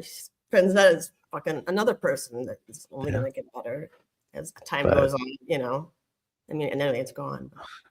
So yeah, I mean, I'm not gonna, you know, I don't need to. Fortunately, this is the great part about collecting is that you, generically, you don't have to justify your collection to anyone other than yourself, perhaps, because it's your money. And you should collect what you want, the way you want. And maybe you can explain why, and maybe you can't. And maybe you're a person who's all golden age, and maybe you're a person who's silver age, and maybe you're like me and you're all over the place. I know there are certain people who've been watching my channel for years, and I always get this thing is one of the reasons why some people watch is because I'm all over the place. They can get some classic 1940s cover or something, followed up okay, in the same mail call, and here's a hot off the press digital art cover or something, right? All the same thing. And it's like, art is art, and they're very distinctive and they're very different. And I super love the practical art of old, but at the same time there's a lot of digital art and stuff that's done that I truly love too.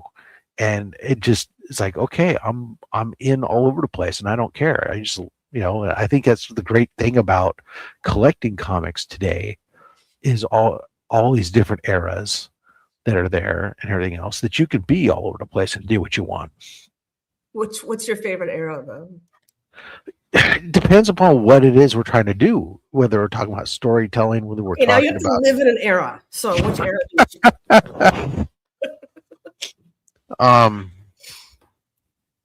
forever?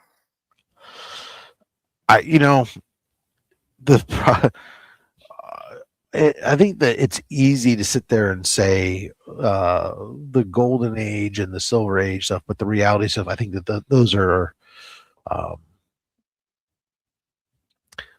a little homogenized, or just not. Those wouldn't be worlds I want to actually live in. I don't think a lot of times, but I definitely like more. I think because I really enjoy the practical art a lot. That elements that there's like even a book that like some of the golden age covers, man. Even if it's not like a classic book or a classic cover, you just pick up just everyday run stuff. I mean, you can sit there and really just look at the art, all this hand drawn stuff, and it's just great. Now, there were shortcuts that were done back then too. I've as much as like I've seen, like I love Schomburg, but I've seen enough covers that I sit there and I can go like, oh, okay, so we basically took this and we retouched it. I mean, some of that is you can only how many poses can you do of somebody doing this type of thing, right? And so you recycle some of those poses, even if it's not a straight lift and recolor, right. Which is much easier to do today in the digital world. But there are definitely some where you sit there and you're like, oh, man, did we just lift this cover from this book and 2 years ago reuse it over here on this one and just like add 3 people over here and that type of stuff happens, and that's fine. It doesn't make it any less necessarily. And the digital art, it's just a very different element, right? When you talk about, and I understand a lot of it's drawn by hand and then colored digitally and stuff, and it pops differently and everything. There's just everything about the whole. It doesn't. A lot of times it becomes so hyper real, or more that realism element to it, which can make it look really cool, but at the same time takes it away from being a comic. It's crossing the line of fine art. Yeah, and there's nothing. Yeah, it's like you take that for example. Just using that for example, it's not comic-y in its appearance. That's not bad. It looks like the Mona Lisa. It's different, and so I don't know that one is better than the other. It's just they're different. That's all. That's a nice way of saying. Well, I mean, it is. That's, I mean, one of them sucks. And the other one doesn't. Yeah, I mean, look, that's why I say one of my favorite of the books to get today. I love picking up the Peach Momoko sketch variants. I know, because when you get a sketch variant from Peach Momoko, it's not like, okay, you pick up a Jim Lee sketch variant and all it is like an uncolored final piece of art. Okay. You know, it's he's drawn it, it's been gone over by the inker, and they've removed all the stray lines, and it's like ready just to be add color and go. Mm-hmm. When you get a Peach Momoko sketch cover, when the ones that all the ones I've seen, it's the red lines, the blue lines, it's all these different, it's the layers stacked up. It's nothing's cleaned and erased and inked over. It's all you can see the art get built up in layers there, and it's all exposed there for you to see. And I think that is so, you see the line down the middle of the paper and stuff, so get the perspectives and so and the balance, and it's like, I just go, man, there's something about that. Yeah. That harkens back, and you go, I get to see what goes into your thought process. Yes, putting this together. Because he's creating something, she's creating something, right? Trying to emote that out on the page. Yeah, and then of course, the some of my favorites, of course, the painted sci-fi covers from Dell and Gold Key and stuff. Those things are just crazy.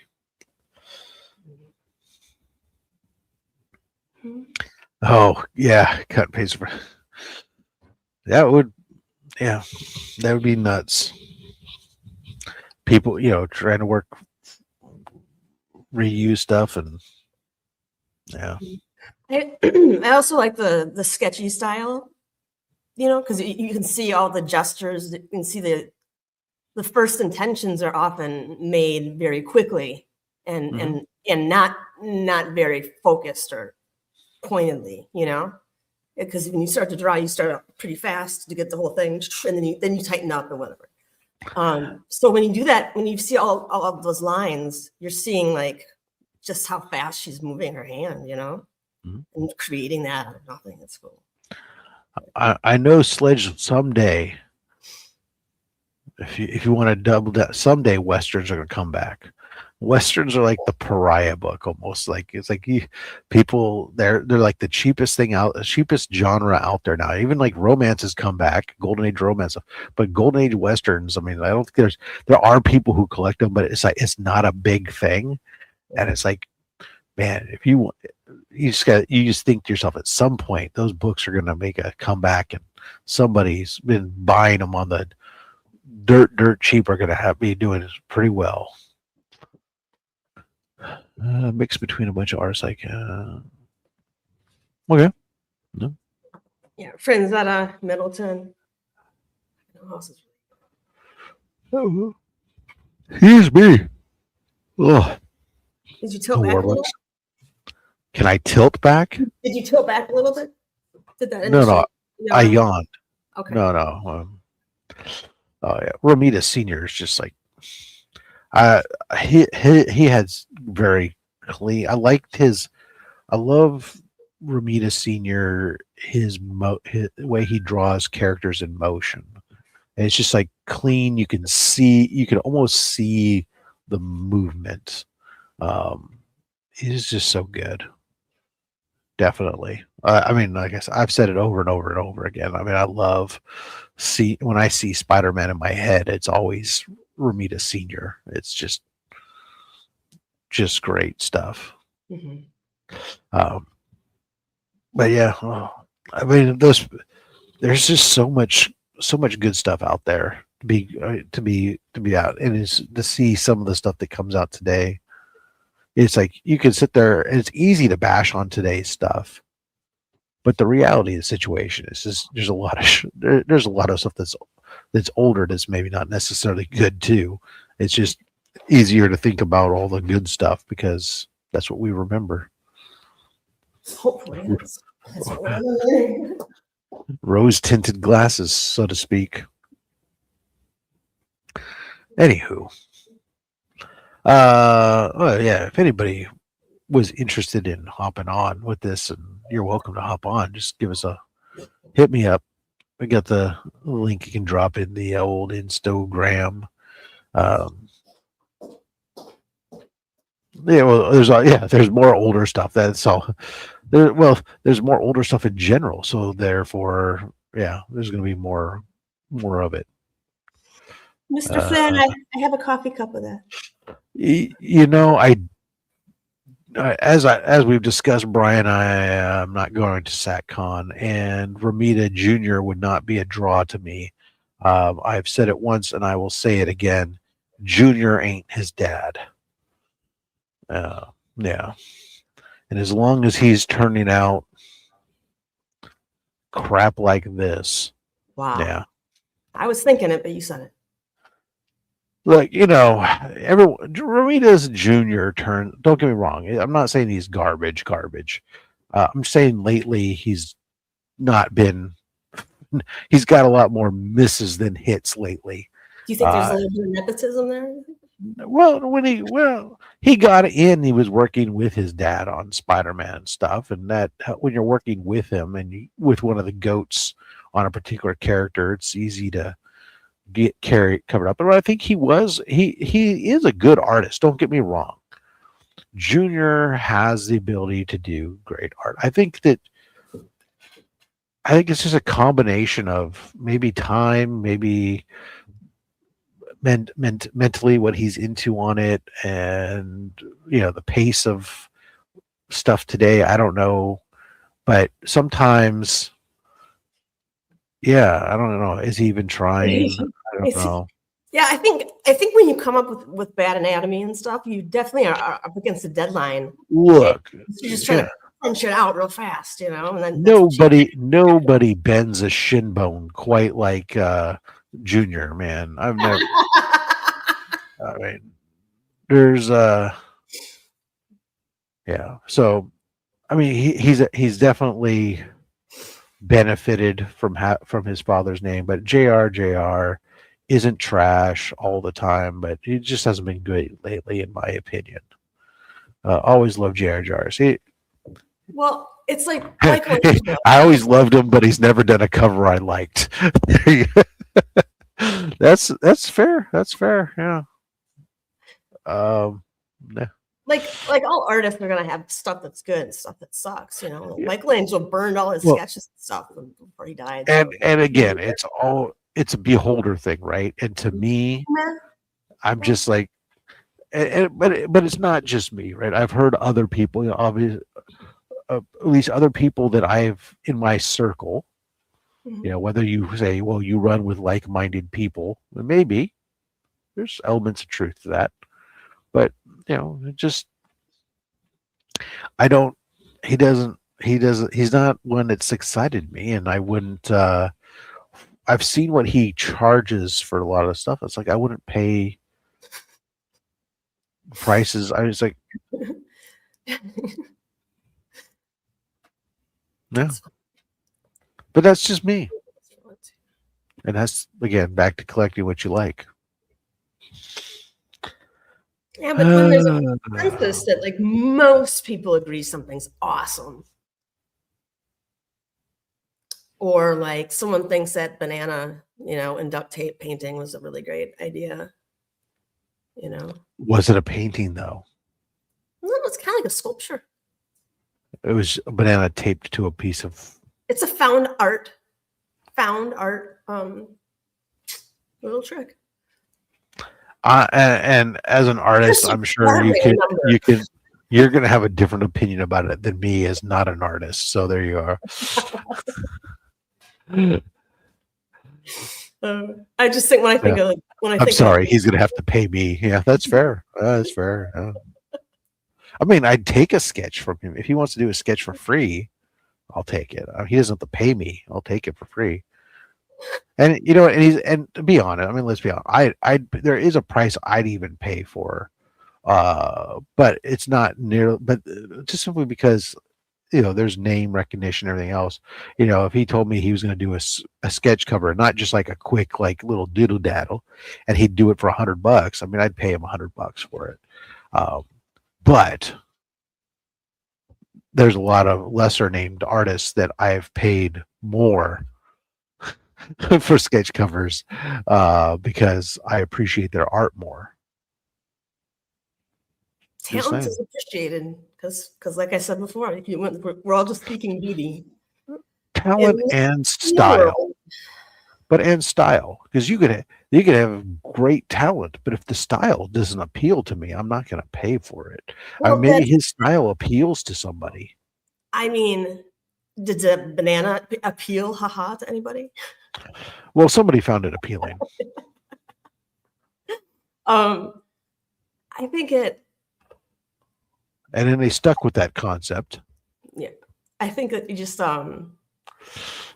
all the landscapes, the clouds, everything that we see around us, that we experience, is just reflected by artists as saying like we're almost like scribes of just the past generation that we're going to be, you know. I would say that this figure is low today.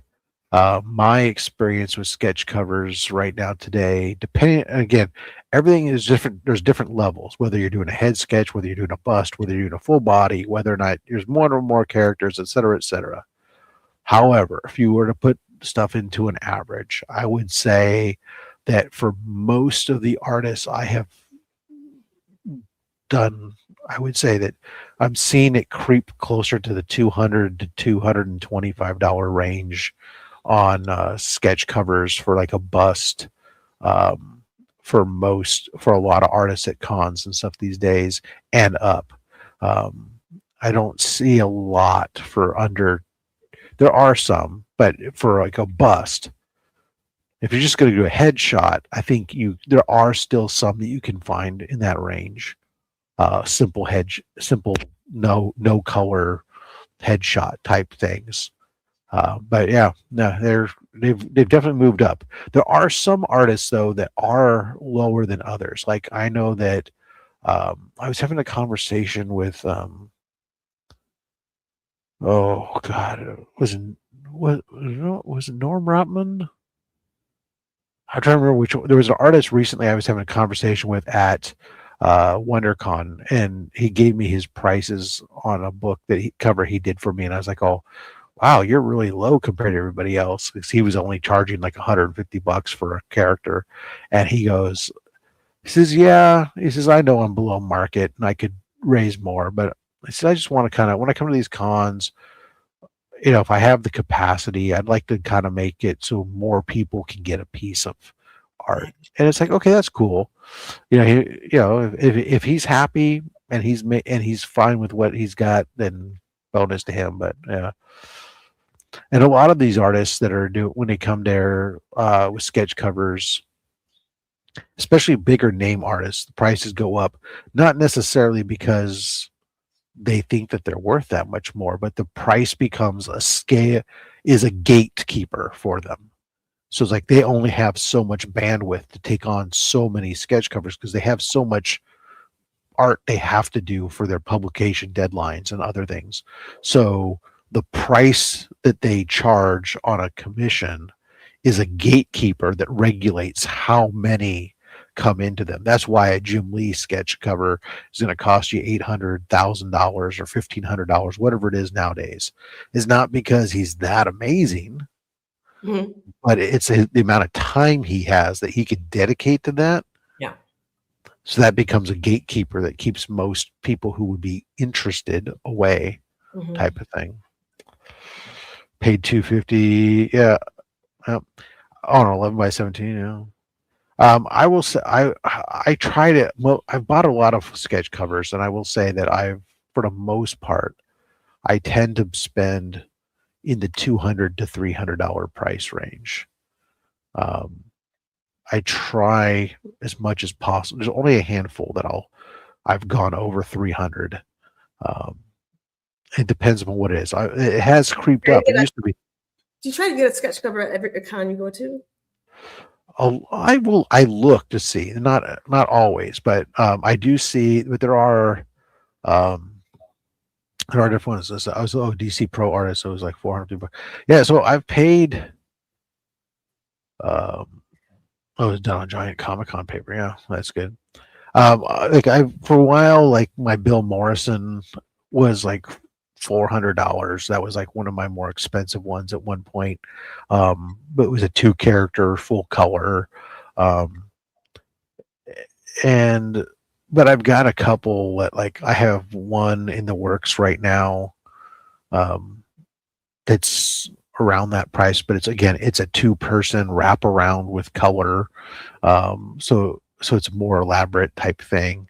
I have, and I do have one that's commissioned that I'm on the waiting list for. It's like around $800.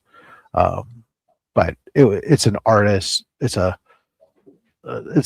artist who I'm paying for them and their style, and it's a multi-character, more intricate sketch cover than just a simple basic drawing type thing. So they can range, and for me, I exclusively, there have been art commissions. I've talked to artists that I've decided not to do commissions with, and it had nothing to do with their price, but simply that maybe they only did. I've had some that told me, "Oh, I only do them on 11x17s. I won't do sketch covers." That's great. Well, I only collect sketch covers, so we don't match. So boundaries. And that's fine, right? I get it. Some artists, they don't want to do sketch covers, require a different, their work, especially these artists, they're used to doing paper stuff on 11x17s. They have to scale differently. It's a whole different level of what they're working on, they're doing stuff. And sometimes the sketch cover paper sucks, et cetera, et cetera.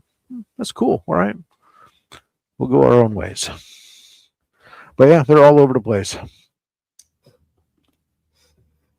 That's why actually my methodology I've talked about on it when it comes to Heroes Con, which if you're going to Heroes Con is a great place to get commissions because there are 400 artists there. One of the what I typically do when I'm going to go to any con is I will look to see who's going.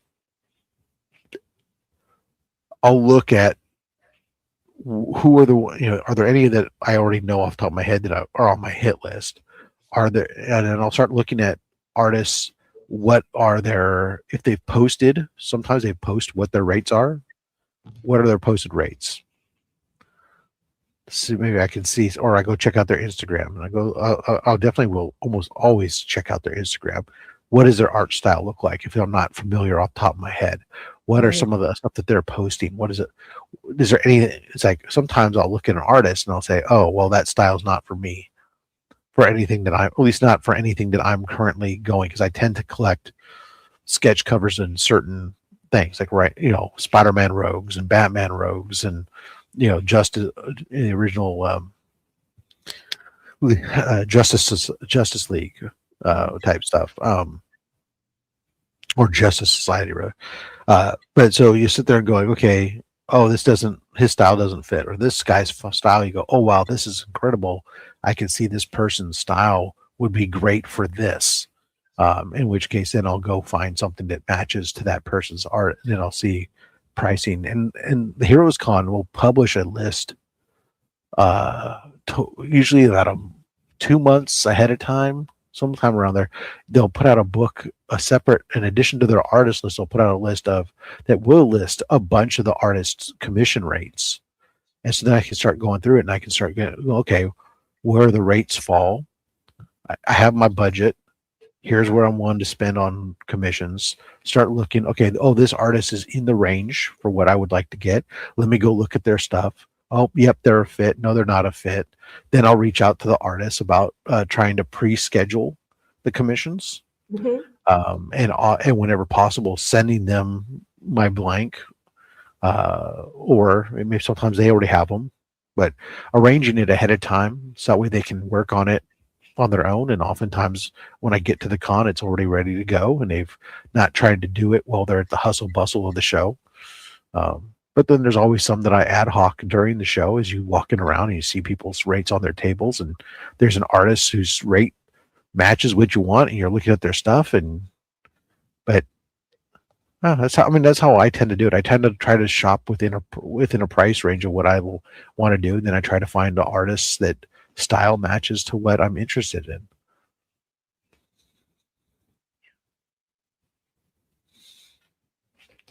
Mhm.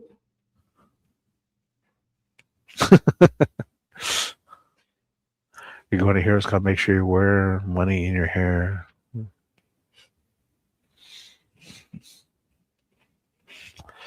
Oh, madam, do you as an artist, have you had commissions of any of these shows from folks? Have I gotten commissions from comic The book? artist? Oh, Yeah. artists commissioning artists.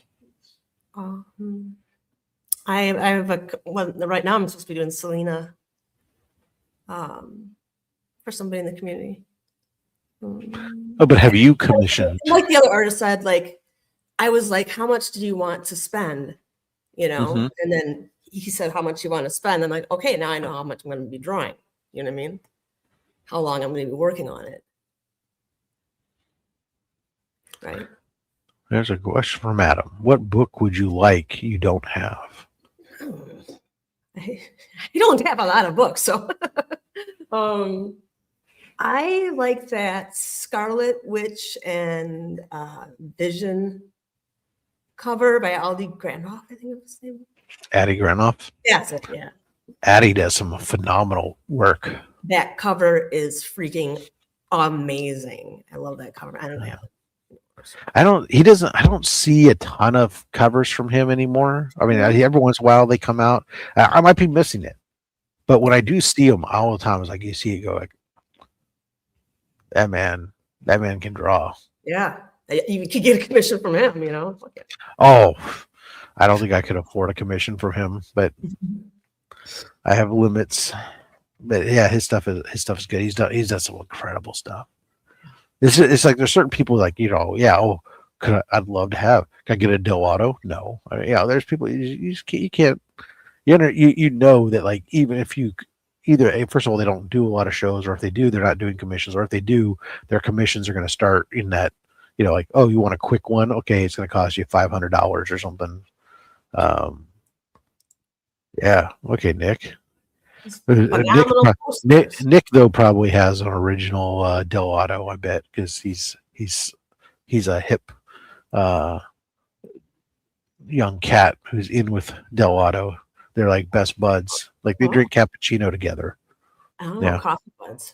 Yeah, see, he does. He's got it. Yeah. Okay. Cool. Yeah. They cyber with each other all the time.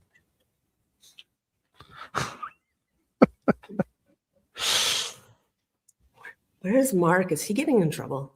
I feel like he's getting. No, remember he went to take his kids to I feel like he's school, and then there was a meeting or something. Yeah. Which I haven't, which has distracted me because I've been running the show so much. I have yet to even open my work email to you had to talk this understand if there is stuff stacked up waiting for me. Oh, I do have when you come online, I wonder if we could get chat through.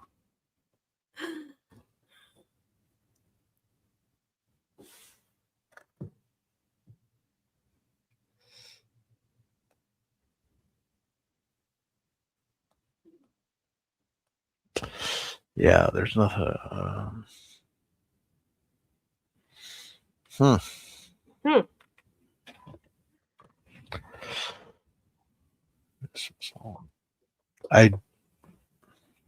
God, my inbox. All right, so I'm sorry. I opened up my inbox and now I'm seeing all stuff because I am supposed to be working right now. I think I'll just rattle on. Well, Nick is here now. Thank God, Nick. Thank God, Nick. Hey, I just want to clarify that the only Delauto original is right there, and I had to take it from the trash when he left it. It was his discard. Yeah, it was a prelim that he did for a commission, which it cost a couple $1,000s. I would never be able to afford it. But yeah, I had to steal that from the table when he was gone. So I'm surprised he didn't rip it apart. No, well, I'm fortunate he didn't, and yeah, I kind of swiped it when nobody was looking. So Didn't stick any gum in it. Nothing else. Yeah. no, there's a big fold in it though, so you can tell. Well. But still, Delato original. There you go. There you go. All right. Well, unfortunately, I thank you for hopping on, Nick, but unfortunately, I'm gonna have to call this here because I do have to. I got a bunch of stuff stacking up here for work. That as I looked at it. This question real quick, though, man. Yeah. Am I reading any new Wiccan book? No, I am fresh out of Wiccan material, so I don't know where you got that from. But You missed all the JR praise, Nick. Yeah. My guy, my Spider-Man guy. Nick knows my opinion on Junior. Yeah, senior is the guy. Yeah, I agree, but for me, it's Junior. So, all right. Have a nice day, guys. I appreciate everyone coming out. I'm sorry to end this early, but not my channel, not my show, believe it or not. And I actually have responsibilities as an adult. These books don't buy themselves. and unfortunately, I'm not a kept man. So I wouldn't mind being a kept man either. Yeah. So until next time, I think it's something about something. We are Legion. Yeah.